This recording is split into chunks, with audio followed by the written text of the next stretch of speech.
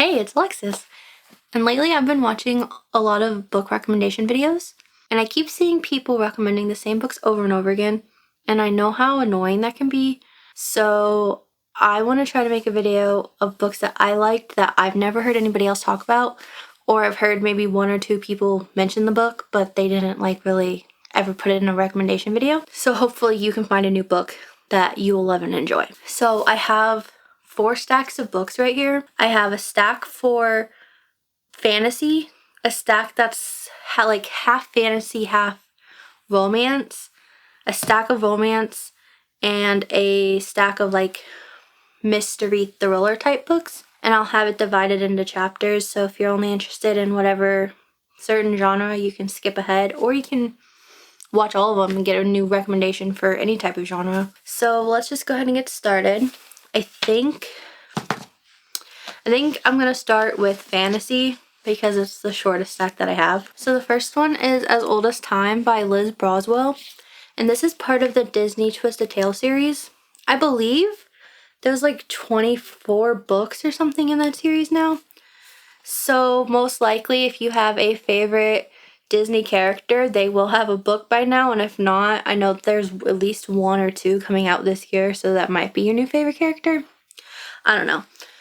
But this one has to do with Beauty and the Beast, which has been my all-time favorite movie since I think I was like 2 when I first watched it.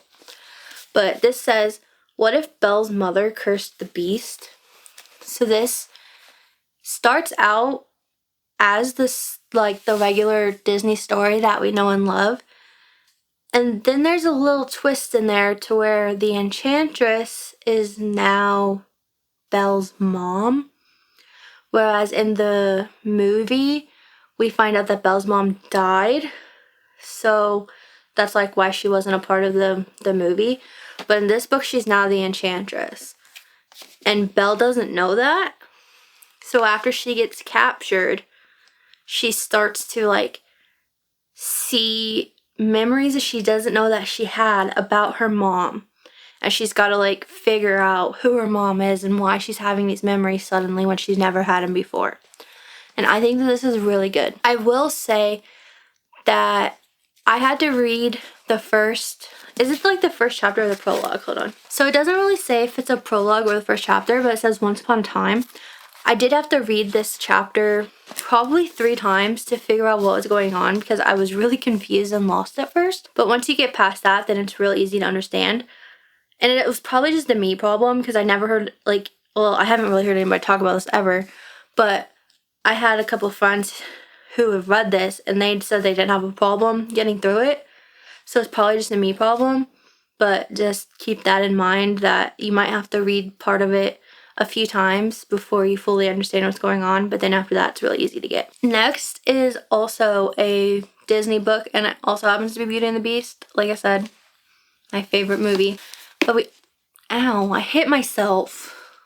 But we have Lost in a Book by Jennifer Donnelly, and in this book, Belle's living in the castle with the Beast still, and she goes into the library one night, and she's hearing like voices or something coming from a book on the floor. She thinks that's really weird. So she just like decides to open the book and she's suddenly like sucked into it. First of all, isn't that every like bookworm's dream to be sucked into a book world? Get to hang out with all the characters and stuff. But then weird things start to happen and she has to figure out what's going on and why it's happening. I'm pretty sure that I read this in a whole day. So it is a young adult, but it's also just really fast paced. And the chapters, they're like 5 pages long. So it just moves really quick. Next, I have 2 books that say that they're both fantasy and romance. So I didn't really know how to categorize them. So they're in their own category. First, we have Under the Whispering Door by T.J. Klune. So I know T.J. Klune is kind of a popular author, but most people only really talk about The House in the Cerulean Sea, which don't get me wrong, that book is fantastic. But so is this one, and I think it's very underrated. So this is about Wallace, who works as like a business analyst guy or something. He has a really boring job in an office, and in the first chapter, he dies. His spirit leaves his body, and he's just like floating above himself, looking at himself. they're on the floor dead in his office. And then you fast forward a couple days, and now he's at his funeral. I don't know why you would want to go to your own funeral, but I guess he wanted to see who would show up or whatever. So he's at his own funeral, and the Grim Reaper comes and takes him.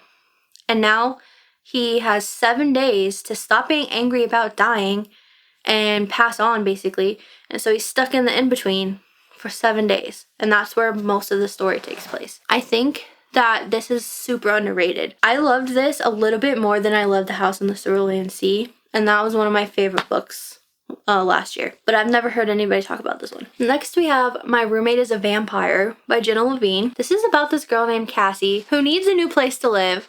So she finds this apartment listing on Craigslist. And she's like, why is it $200? Like, that's really cheap. I mean, I want to go check it out because where can you get an apartment for $200? Well, when she gets there, she doesn't meet the person that's like renting out the room because he's sleeping, because she finds out later on that he's actually a vampire. And this book is just really funny. There are quite a few Taylor Swift references in here, which I thought was amazing. So if you're a Taylor Swift fan, I think you'll really like this one. So now we're moving on to the romance section. And the first book I'm going to talk about is a young adult romance. We have Check and Mate by Ali Hazelwood. So I know that this book is kind of controversial. Like, a lot of people didn't like this one. And I don't really understand why. I thought that this was a lot of fun. So this is about Mallory. My God, I forgot her name. So this is about Mallory, who was a really good chess player, and then she had to stop playing to help her mom, like, take care of her siblings and stuff. And suddenly she has to come out of retirement and she's playing, like, the new champion in chess. And you don't have to know anything about chess to get into this. Like, I was loving it and I've never played chess a day in my life. I will say that one of the things about this book that I was kind of like, what's happening, is the way that her sisters were talking. They were saying things like I've never heard people say before. It's nothing bad, but let me see if I can find an example. Actually, I don't think I can say these on YouTube. I don't know. Okay, so like this one, this quote says, Mallory, Darcy's being a total poop stain. Like, who talks like that? I forget how old her sisters are supposed to be, but I think they're a little too old to be talking like that. But then there are also some times where they're cussing at each other, and I think they're too young to be doing that. So I thought that was kind of weird that it's like not in the middle of the two where it should have been. But otherwise, I really, really did love this book. I can see why people didn't like it, but I also don't understand exactly all the hate that this book's getting. So if someone did not like this book and they could explain it to me, I would appreciate that. Next up, another young adult book. We have Kisses and Croissants by Anne-Sophie Johanna-Yu. This book is about a girl named Mia who wants to become a professional ballerina one day. So she goes to this ballerina, I guess it's like a training camp or whatever, actually in Paris, which is so cool. But while she's there, she meets this young boy named Louis, and they become friends, and he takes her around town and shows her things, and they just have like a really good time and become really close friends. I think that this is really cute, really fun, really fast paced. I remember reading this in like a day and a half and loving every minute of it. I will say, I wish that there was a sequel, but it ends off on a good place where it doesn't need one. But I kind of wish that there was one so I could see what happens later on in their life. Next, this one says that it is young adult, but I didn't think it was young adult. It's about these people that are in college. So I guess it's like new adult. I don't know. But we have Picking Daisies on Sundays by Leanna Sinicati. This is about Daniela, or Danny, who is a senior in college. She's about to graduate. She's trying to decide if she wants to go to a fashion school or if she wants to like stay where she's at and get her master's degree before she tries to find a job somewhere else. So she's got like a lot of problems going on at school, but she goes home to do something. I forget why she went home. She went like back to her hometown, and while she was there, she ran into her old high school best friend who she hasn't spoken to in 4 years. And he's having a little family crisis. He needs to find a girlfriend for his sister's wedding. So Danielle finally agrees to fake date him, which makes his whole family happy because they always really liked her. And then the two of them start to talk, and all the tension about why they were not talking to each other for 4 years starts to come out, and you start finding other things out about what happened. This book also, I was not warned about this when I read it, so I do want to make this a disclaimer. This book talks a lot about grief. Both of the main characters have lost their dad. I think for him it said that it has been 8 years, and for her it was like 4 or 5. And they talk about how no matter how long it's been, the pain never goes away, what it feels like when it first happens versus what it feels like 8 years later. And I totally understand that pain. So I wish I knew that was in here before I read it, because I would have picked a later time to read it. But I still really did enjoy this book. But like I said, I wish I had that trigger warning. So if that triggers you, maybe don't read this one. But otherwise, I think that everyone should read it. The next one is Accidentally Amy by Lynn Painter. This was actually never supposed to be a book. She was writing like a chapter a month to send out in a newsletter to her subscribers. And then she decided to send the manuscript in to be like just independently published so that they could have it in book form. So that's what this is. But last month, she came out with the traditionally published version of it. This one now has 10,000 more words, a different point of view, and some of the characters are now like fully fledged out and like actual important parts of the story. So I'm really excited to read this. I haven't read the new version of it yet, but I'm really excited to. But with this version, this is about this girl named Izzy who gets a new job, and she stops by Starbucks on her way to work to get a pumpkin spice latte, I believe it was. Well, while she's waiting there, she's seeing the time and she's like, oh my gosh, it's crowded in here. I'm going to be late for work. So the barista's calling out this name Amy for a pumpkin spice latte. Amy's not showing up. So Izzy's like, oh, that's the same thing I ordered, so I'm just going to take this order. So she goes up and grabs the order for Amy. And as she's leaving, she runs directly into this man. Like hits his chest hard as she's trying to leave the store. He just saw her grab this cup, so he thinks her name's Amy. So he like calls her by her name, and she's like, oh, thank you. Sorry about that. I gotta get to work. So she gets to work. Later on at work, finds out the man she ran directly into is the CEO of the company that she works for. Well, he just met her as Amy, but now he finds out that her name's really Izzy. So things, like he has to like figure out why things are fishy with her. And I just really, really thought that this was so funny and enjoyable. This was actually the first book that I ever read by Lynn Painter, and it made me fall in love with her writing. And the fact that this was never supposed to be a book is just really funny to me, that this was the first one I read and I loved it, and started reading her backlist after that. So do with that information what you will, but if you love Lynn Painter, I would recommend this one. Well, obviously, it's a book recommendation video. Next, we have a cute little novella called The Second Chance Road Trip by Sarah Jane Woodley. This is about this boy named Ethan whose grandpa dies, and in his grandpa's last wishes, he wants Ethan to go on one last road trip with his old best friend. I thought that this was really funny and really, really cute. And like I said, it's a novella. It is 190 pages, and it's a great time. So if you're into a great time and you like short books, here you go. So this next one is a series. It's 2 books, and I've never heard anybody talk about these. According to Goodreads, there's only like 180 reviews on both of these books. So like I said, I've never really heard anyone talk about them. They are on Kindle Unlimited, so you don't have to buy a physical copy to read them, but I would recommend them because they're just so beautiful. So first we have Never Too Old for Fairy Tales, and then we have Happily Ever After, both by Melissa John. This is book 1, and it's about Callie, who is a married woman, but she's living in this like loveless marriage, I guess you could say. Her husband doesn't seem to care about her. She doesn't really seem to care about him. But they have this tween daughter named Lexi, who's kind of stuck in the middle. They both want Lexi to be happy, so they are staying together. But it turns out that Lexi is not happy because they're staying together. So it's like they're in this like losing situation. Well, she has this, Callie has this job where she has to like write articles for things. So Callie gets this opportunity to go to this theme park, and all she has to do is write about her experience and how much she liked it or like what she didn't like about it. She just has to give an honest review, and it was a free trip for her and her daughter. So of course she's gonna take it, and they end up having the time of their lives. And things end up happening between her and another guy while she's there. And that's what this book's about. But in this book, I feel like Callie is more, what's the word? Annoying. I didn't like her character as much in this one as I did in the first one. This one also has a little bit of miscommunication. So if you don't like miscommunication, maybe stop after the first one. But I still really enjoyed my time reading both of them. And like I said, I've never heard anybody else talk about these. So please read them. The author deserves everybody to be reading these books.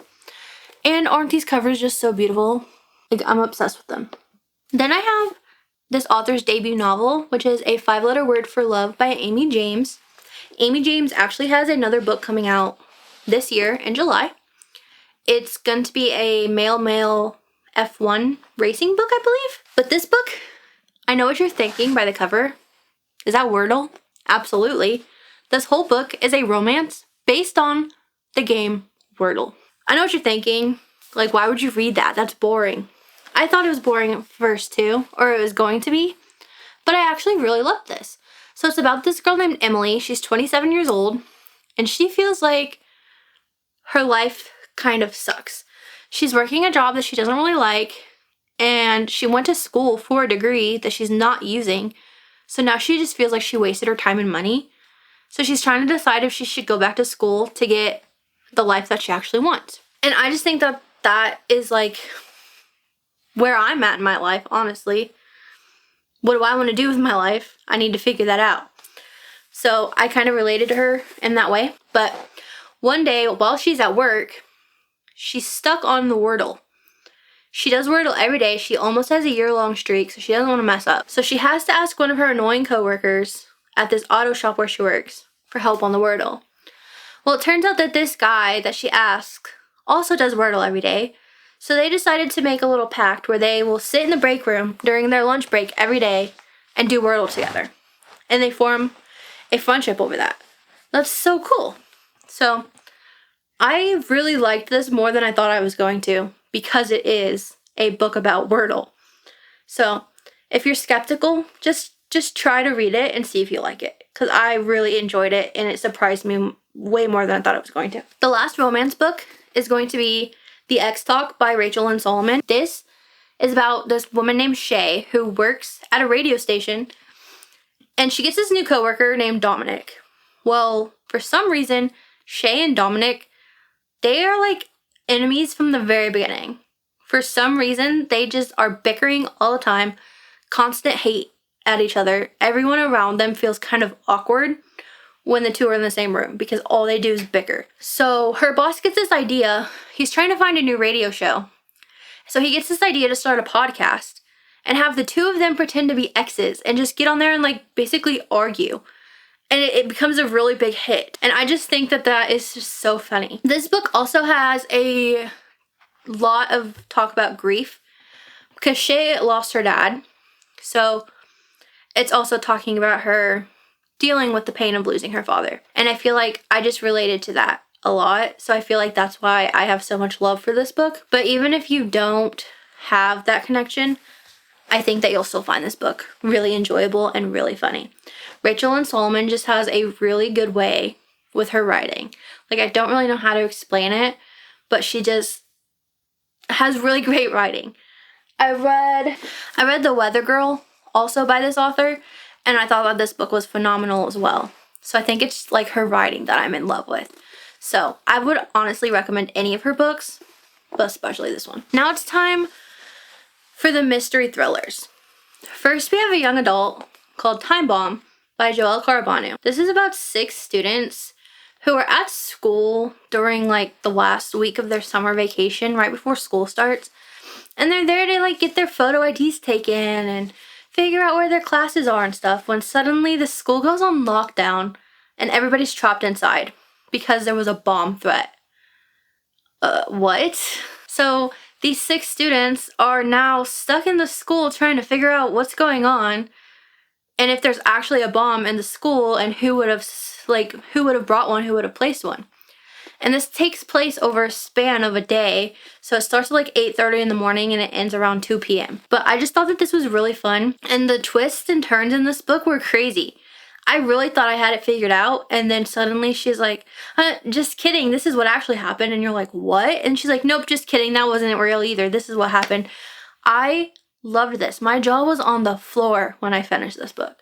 Please read it. We also have another young adult book. We have The Reappearance of Rachel Price by Holly Jackson. If you've read the Good Girls Guide to Murder series, this is the same author. So this book is about 18-year-old Belle, whose mother went missing when she was 2 years old. So she has not seen her mother in 16 years. 16 years this girl thought her mother was dead. Well, her family is about to do this documentary talking about her mother's disappearance because it was like news, like nationwide, big news. Then suddenly her mother shows up and they're about to start filming this documentary. Like, what do you mean her mother shows up? Like, everyone thought her mother's been dead for 16 years and now here's her mom. So Belle's really skeptical at first and she's like, are you actually my mother? Like, or are you pretending to be my mother? Because that's some kind of sick joke that if you're pretending, like, why would you do that? But the plot twist in this book, they got me. All the writing and the plot twist and things that she puts in her young adult books are really good, but I feel like they would fit better in a adult thriller book. So if she ever writes one of those, I'd be very interested to read it because I kind of want to see how she would make them different. I think that would be so cool. Next, we have The 7.5 Deaths of Evelyn Hardcastle by Stuart Turton. Yes, every time I say this title, I kind of want to say The 7 Husbands of Evelyn Hugo. But that's a totally different genre, totally different book. In this book, Evelyn Hardcastle dies. So now we have Aiden. He's the main character who wakes up without any memory of who he is, where he is, why he's there. And every day, he wakes up in a different body, basically like the board game Clue, trying to figure out why Evelyn's dying and who's killing her. And he's just going to keep living in this loop and she's going to keep dying until he figures out why and stops it from happening. This book was phenomenal. I will say that it took probably 6 chapters for me to actually get into it because at first I was like, what's happening? This is kind of boring. But once it hit like chapter 6, it just took off and I was obsessed after that. So please give it a chance. If you start it and in the first few chapters you're kind of bored, just kind of stick through it till you get to chapter 6 or 7. Then I promise you'll be hooked. And last but not least, we have Every Time I Go on Vacation, Someone Dies by Catherine Mack. This book is about a murder mystery author named Eleanor. I think she has like 10 books out in this series right now. It's a very popular series. And she has this main character in this series who she wants to kill off. She's tired of writing about him, wants nothing else to do with him, and it's based on somebody she knows in her real life. Well, while she's on vacation, this guy is with her in real life. She's thinking up how she's going to kill this man off in her book, but also just trying to enjoy being on vacation. Well, then suddenly, the guy that in her book that she's trying to kill off, in real life, weird things are happening to this man. He's being targeted. People are trying to kill him. So now instead of trying to write her murder mystery books, she's trying to solve a murder mystery before it happens. She's trying to figure out why people are after this guy and what she can do to stop it from happening. And this book was so hilarious. Like, I was laughing the whole time. And I read this so quickly, I just could not put it down. I do go into a little bit more detail with my thoughts in the video where my husband picks out my reads. I'm so glad he picked this one for me because I found a new favorite author. And when this is her debut novel, by the way. And when she wrote this one, she signed a contract with her publisher for 3 more books. And her second book is coming out this year. I'm so excited for it. So these are all the books that I've never seen recommended that I've loved and I want to recommend to you. So hopefully you found a recommendation from this video, one you've never heard of before, or one maybe you've seen at the store and you were kind of interested in, but you never heard anybody talk about it before. But thank you so much for watching, and I hope you have a great rest of your day.